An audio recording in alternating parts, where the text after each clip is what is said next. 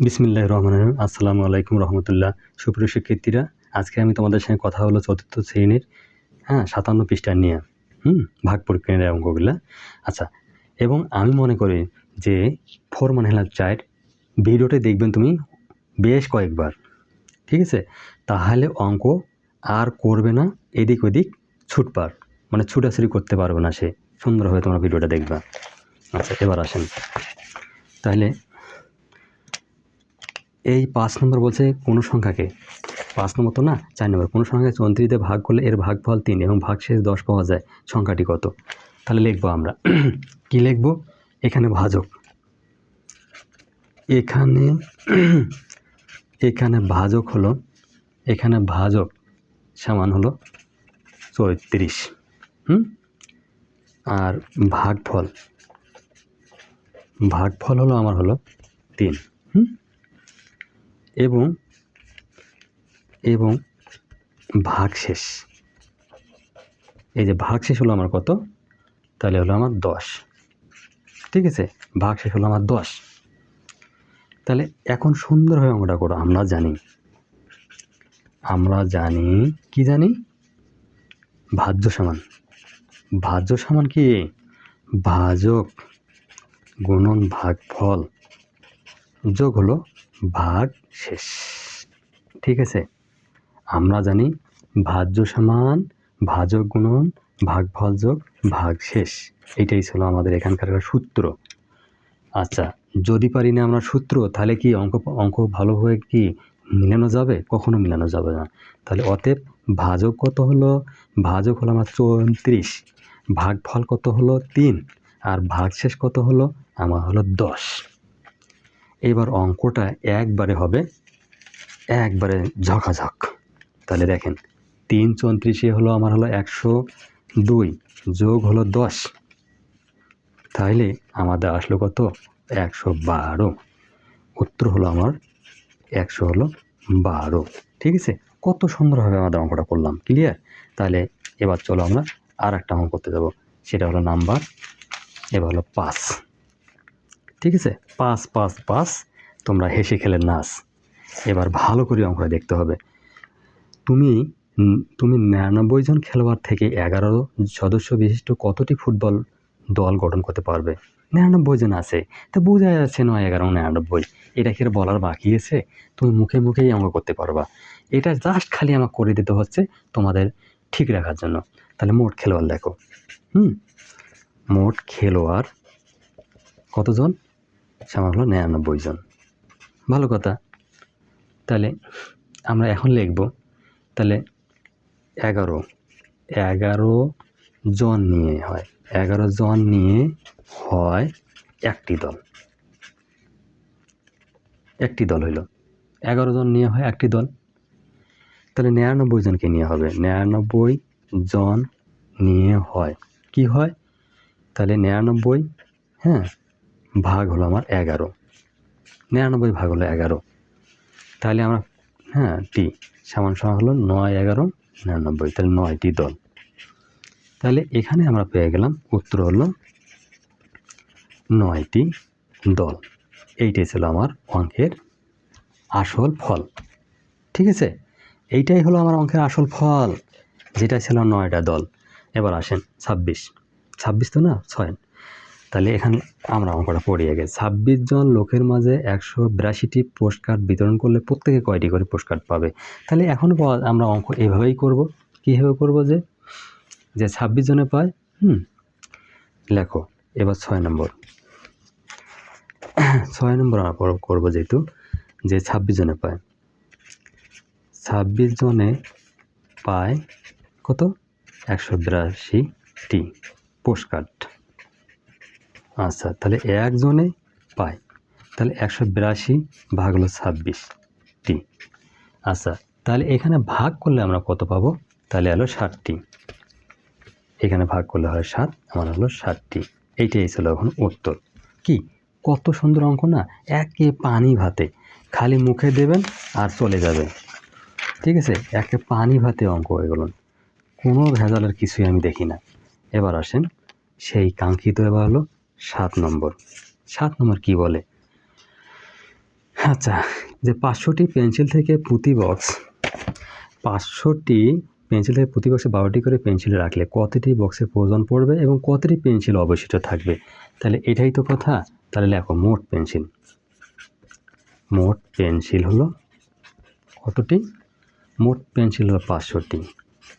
খুব ভালো করে দেখতে হবে। তাহলে একটি বক্সে রাখা যায় কয়টি? একটি বক্সে রাখা যায় 12টি। ভালো কথা। তাহলে এখন বাস্কের সংখ্যা কয়টা হবে? বাস্কের সংখ্যা হবে আচ্ছা, তাহলে লেখো। তাহলে 500 ভাগ হলো আমার 12টি। সমান আসতেছে কত? 41টি। এইটাই ছিল আমার অঙ্কের উত্তর। অঙ্কের উত্তর বলতে 41টি যখন হবে, সাথে আমার 8টি অবশিষ্ট থাকবে। উত্তর হবে আমার হলো 41টি ও 8টি অবশিষ্ট থাকবে। এইটাই ছিল অঙ্ক। কিন্তু আমরা অঙ্কটাকে করলে শেষ হয়ে যাবে তা হবে না। আর একটু করে দেই, তোমার মাথায় ব্যাঙ্ক। ঠিক আছে, অঙ্কের যদি মাথায় ব্যাঙ্ক না হয় তাহলে কি সে অঙ্ক থাকবে? চিরদিনই থাকবে না। তাহলে 500কে আমরা এই 12 দিয়ে ভাগ দেই। 4 12 কত? 48। নামলো 1 ঘর শূন্য। তাহলে 8 আছে 10 কত? 2। হাতে হলো 1। তাহলে এই 5 মিলিয়ে শূন্য। ঠিক আছে, 12কে 12। তাহলে থাকলো কত? 8। দেখো তো সুন্দরভাবে আমার 8 বার হয়ে গেছে কিনা? এইভাবেই অঙ্ক করতে হবে, যাতে তোমার ভালোভাবে অঙ্ক তুমি করতে পারো। আচ্ছা, 7 চলে গেছে। এবার চলে আসবে কত? 8। ঠিক আছে, 8 8 8 আমার ভালো হওয়ার পার্ট। তাহলে আমরা অলরেডি অঙ্ক এবং ভিডিও দেখে অবশ্যই ভালো হব। তাহলে 1716 একক দশক শতক হাজার 1716 মিটার লম্বা একটা তারকে 78টি সমানভাবে ভাগ করা হলে প্রতি ভাগের দৈর্ঘ্য কত মিটার হবে? তাহলে আমরা অলরেডি এই অঙ্কটা আমরা করে ফেলি। আচ্ছা, লেখো। কীভাবে লাগবো? যে তারটির দৈর্ঘ্য কত? যে 1716 মিটার। আচ্ছা, 1716 মিটার। আচ্ছা, তাহলে একটি বলা আছে তারটিকে সমান 78 ভাগ করতে হবে। তাহলে 78টি ভাগ করতে হবে। 78টি, তাই না? তাহলে 78টি সমান ভাগে ভাগ করলে 78টি সমানভাবে ভাগ করলে ভাগফল হবে। কীভাবে লিখবো আমরা? এই 1716 ভাগ হলো আমার হলো 78টি। 78, এটা হলো আমার কী দেবো? মিটার দেব। যেহেতু কত বলছে যে কত মিটার করে হবে, দৈর্ঘ্য কত মিটার হবে। আচ্ছা, ভাগফল হবে। তাহলে আমরা করে ফেলছি। তাহলে উত্তর হবে আমরা 22 মিটার। তাহলে আমরা একটু, যেহেতু সমস্যা যদি মনে করো, আমি একটু রাফ এই জন্য করে দিচ্ছি। কেননা এটা খুব ঝামেলা হবে। 2 যদি বাদ দেই তাহলে 8 2 16 6 তাহলে 1 7 14। 14 15। তাহলে নামলো কত? তাহলে ঝড় টপটপ। তাহলে 6, এই যে 6 নামলো, 1 ঘরতে নামে জানেন। তাহলে এবার আসেন, 6 আছে 11 5 হাতে হলো কত? 1। এখানে হলো 6 আছে 7 করতে হলো আমার হলো কত? 1। তাহলে আবার 2 দিয়ে নিলে 8 2 16 6 হাতে হলো 1 7 14 15। দেখো ঝড় টপটপ তোমার অঙ্ক হয়ে গেল উত্তর হলো আমার 22 মিটার। কি তাই না? একেবারে পানি ভাতে অঙ্ক। যদি একে মুখে দেন আর কোনো আলাপ নাই, তোমার পেটে চলেই যাবে অঙ্ক, কোনো সমস্যা নাই, মাথায় হবে তোমার অঙ্কের ব্যাঙ্ক। আবার 8 চলে গেছে, এবার 9 চলে আসতেছে অঙ্ক। 85 কেজি চালের দাম 2295 টাকা হলে 1 কেজি চালের দাম কত? হায়রে, কি জ্বালার অঙ্ক! তা যাক, একে আমরা সেইভাবে সাইজ করব যাতে যেন আমাদের একবারে মাথায় যায় অঙ্কটা করি। দেখো 9 নম্বর। 9 নম্বর কীভাবে করব? তাহলে 85 কেজি চালের দাম, 85 কেজির দাম হলো কত টাকা? 2295 টাকা। কি তাই না? আচ্ছা টাকা। তাহলে 1 কেজি যদি আমরা বার করতে যাই, বলেন তো এইভাবে আমরা লিখতে পাই কি না? 85 টাকা। এখন যদি আমরা একে একটা ছক্কা পিঠে ভাগ করে দেই, ঠিক আছে, তাইলে কত আসে? তাহলে আমাদের আসে 27। তাহলে আমার 27 টাকা। এখন রাফটা দেখতে পারেন, আমরা রাফটা এখন করে দেই যে 22 আর 95 সোজাসুজি আমরা 2, এটা হলো কত ছিল? 85। 85 কি আমরা 2 দিয়ে দেই, তাহলে 5 দুগুণে 10, হাতে 1, 8 দুগুণে 16, 16, 16 আর 17, তাহলে নামলো কত? 5। এই যে নামলো কত? 9। আচ্ছা, তাহলে 7 আছে, 12 করতে 5, হাতে এলো কত? 1, মিলে গেল। 7 দিয়ে দেই, হ্যাঁ, 5 7 25, 5, হাতের হলো 3। তাহলে 7 আছে 56, 57, 58, 59। কী বলো, কত সুন্দর অঙ্ক না? একে অঙ্ক তো অঙ্ক, একে সেই অঙ্ক। তাহলে হলো 27 টাকা। এইটাই হলো আমার উত্তর, ঠিক আছে। আচ্ছা, এবার আসেন নাম্বার 10। একে 10 মানে হলো কি? তোমরা একে 10 চলে যাবেন অঙ্ক। তোমার কাছে 2764টি পুঁতি আছে, একটা মালা তৈরি করতে 98টি পুঁতি লাগে। সবগুলো পুঁতি ব্যবহার করে তুমি এর কতটি মালা তৈরি করতে পারবে? কি জ্বালা! আর তৈরি করতে হবে মালা। 10 নম্বর, মোট পুঁতি আছে 2784টি। আচ্ছা, প্রতিবারে পুঁতি নিতে